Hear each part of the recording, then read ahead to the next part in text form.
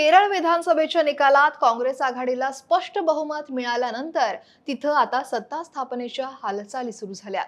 मुख्यमंत्री पदावर गांधी कुटुंबियांच्या खास माणसाची वर्णी लागणार का अशी चर्चा सुद्धा सुरू झाली आहे. आणि तेही समोर आलेल्या आकडेवारीवरून. तो खास माणूस कोण आणि ती आकडेवारी कसली, जाणून घेऊयात. नमस्कार, मी अक्षरा चोरमारे आणि आपण पाहताय लोकमत. काँग्रेसच्या केंद्रीय समितीनं पाठवलेल्या निरीक्षकांनी केरळमधल्या सगळ्या 63 आमदारांसोबत 1 to 1 भेट घेतली. या भेटीत काँग्रेसच्या 63 आमदारांपैकी 47 आमदारांनी के.सी. वेणुगोपाल यांच्या नावाला मुख्यमंत्री म्हणून पसंती दिली आहे. या 47 आमदारांमध्ये केरळचे प्रदेशाध्यक्ष सन्नी जोसेफ यांचाही समावेश आहे.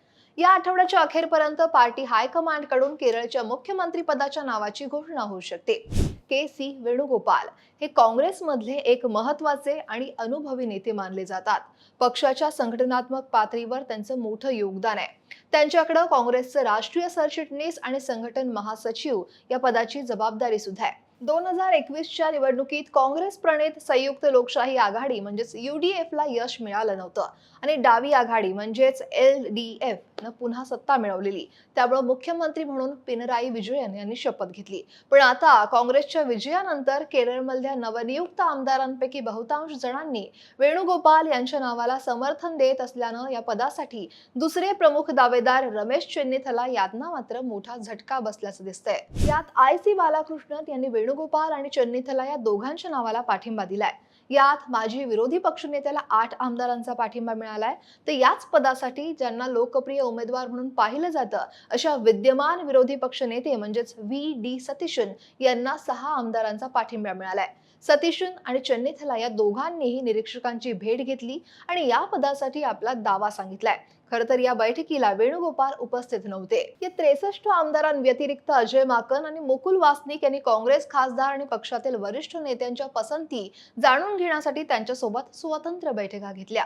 3 माजी KPCC अध्यक्षांनी विद्यमान विरोधी पक्षनेते VD सतीशन यांना पाठिंबा दिलाय, तर अनेक वरिष्ठ नेत्यांनी वेणुगोपाल यांना पाठिंबा दिलाय. नवी दिल्लीत परतलेले निरीक्षक आपला अहवाल हे पक्षाचे राष्ट्रीय अध्यक्ष मल्लिकार्जुन खरगे यांना लवकरच सादर करतील. गरज भासल्यास हायकमांड सन्नी जोसेफ, KPCCचे 3 कार्याध्यक्ष आणि तसंच सतीशन यांनी चेन्निथला यांना चर्चेसाठी देखील बोलवतील.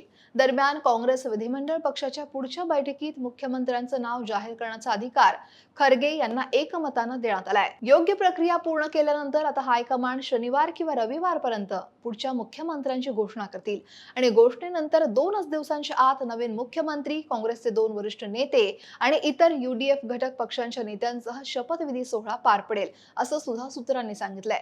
त्यामुळे आता हायकमांड काय निर्णय घेतं आणि केरळच्या मुख्यमंत्रीपदी कोण विराजमान होतं हे येत्या 1-2 दिवसात नक्कीच कळेल. पण याविषयी तुम्हाला काय वाटतंय? केरळचे मुख्यमंत्री कोण व्हावेत? कमेंट नक्की करा आणि लोकमत सबस्क्राईब करायला विसरू नका.